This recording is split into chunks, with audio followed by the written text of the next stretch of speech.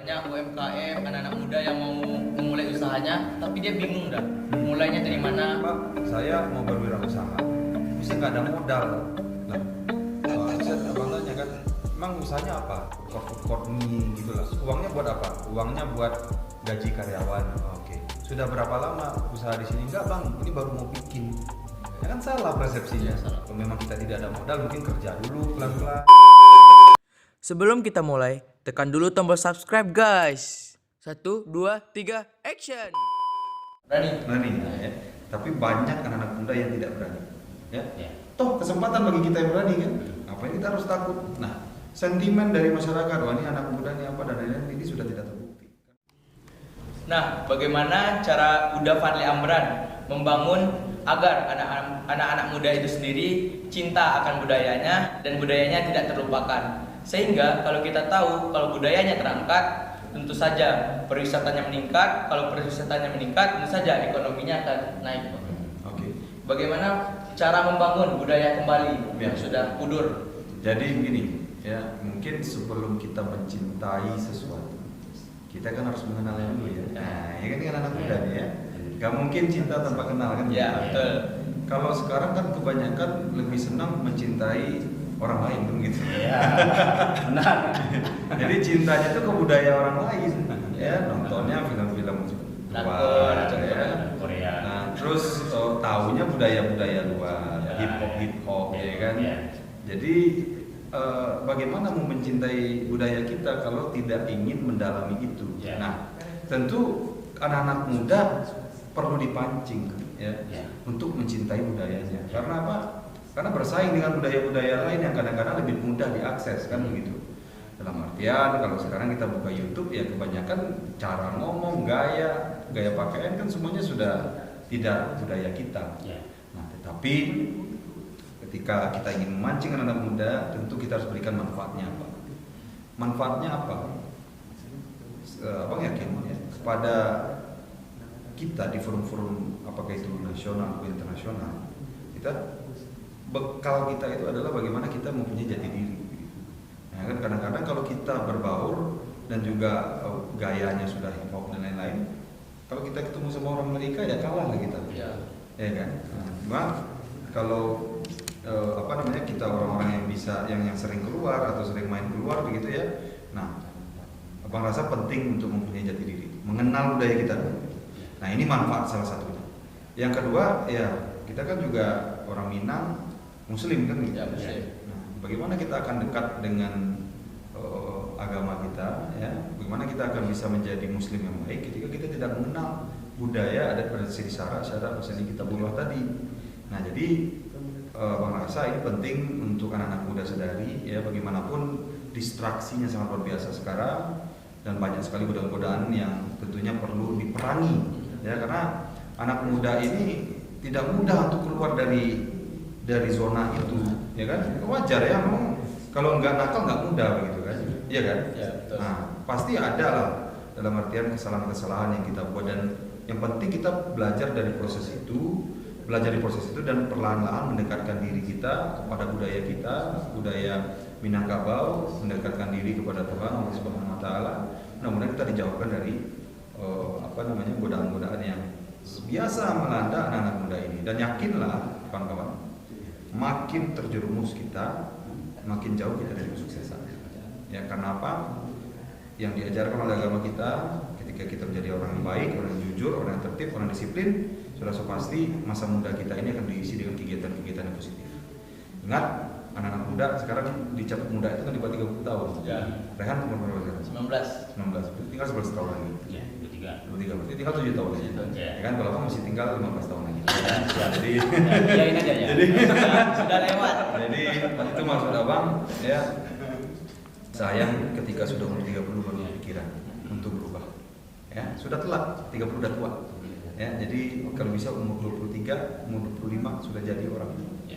Sudah dibanggakan oleh keluarga. Dan mungkin untuk izin menambahkan Bang, Abang tadi bilang kita bisa mencintai kalau kita kenal.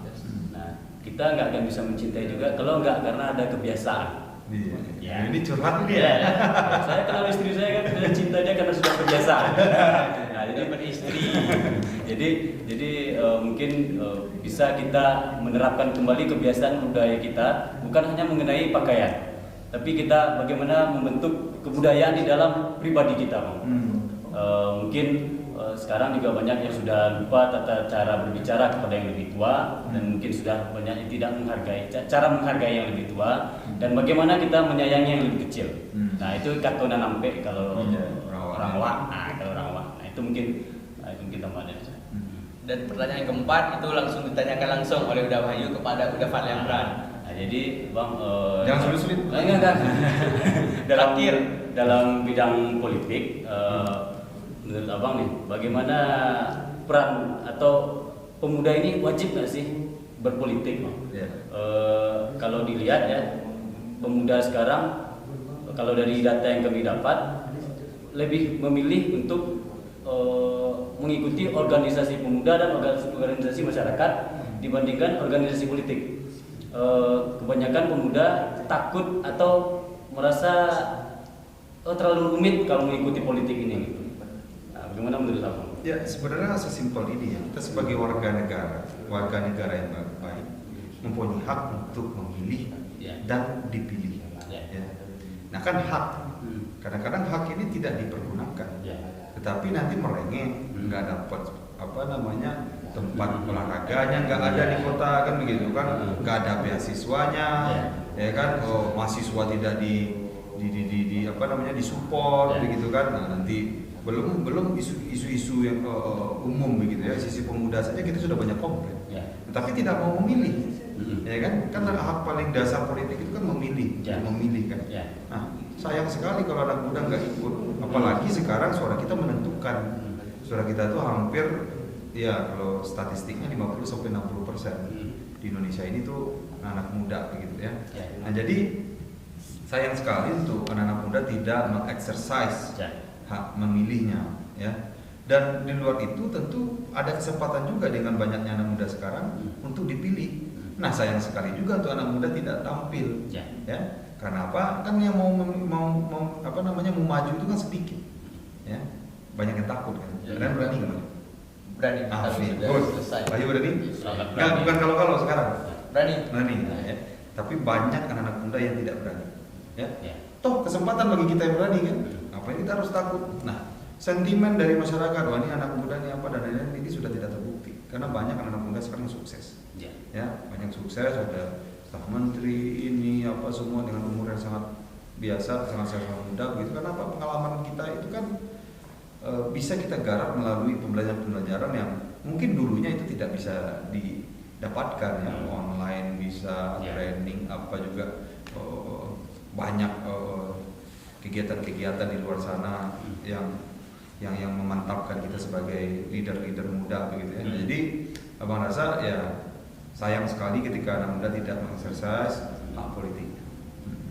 Tapi banyak juga ada OYU belajar juga Bang ya, pemuda sekarang beranggapan bahwa ketika kita ingin ikut politik itu ada beberapa yang mempengaruhi. Yang pertama popularitas, kemudian keturunan.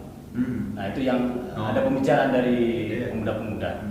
Nah, apakah hanya itu saja atau apa yang aspek yang paling utama? Anggaplah seorang pemuda ingin mencalon gitu. Ingin mencalon menjadi wali kota. Apakah semuanya bisa untuk menjadi calon wali kota? Anggaplah ada 5 pemuda, tapi tidak ada yang 2 tadi Bang. Ya, kalau Bang melihat begini ya, kita sebagai anak muda tentu harus realistis. Setiap orang ada masanya, setiap masa ada orangnya. Ya. Pernahkah pemimpin itu berasal dari ulama? Pernah. Pernahkah dari olahragawan? Pernah. Pernahkah dari artis? Pernah. Pernahkah dari orang kaya? Pernah. Pernahkah dari orang miskin? Pernah. Tetapi tergantung bagaimana kita, siapapun itu, ya, ini bisa mencerminkan, karena politik itu kan persepsi. Nah, persepsi itu kan dibangun di tengah-tengah masyarakat sehingga kecintaan masyarakat ataupun pilihan masyarakat itu kan bersandar kepada satu orang itu kan begitu. Nah, tentu berbeda-beda. Tentu sebagai manusia kan mungkin karakternya Wahyu sukanya pemimpin yang kuat ini, atau sukanya yang mediocre semuanya, dalam artian dia pandai ngaji, dia orang kaya juga, dia ini juga, dia apa juga kan itu ya. Nah, tetapi bagaimana si calon-calon itu bisa mengeksplor dan juga memantapkan persepsinya di tengah-tengah masyarakat sebagai pemimpin yang layak untuk memimpin nanti ke depannya. Jadi intinya menurut Bang, faktor-faktor apakah dia berasal dari keluarga yang mampu, atau mungkin dia orang mampu, atau dia memang orang yang merakyat, atau dia orang turun, istilahnya selalu turun ke lapangan, atau dia seniman yang mempunyai follower banyak di Instagram. Itu kan tergantung kita memainkan peran kita di tengah-tengah masyarakat, mencari dan menarget pasar-pasar tanda kutip ya yang bisa kita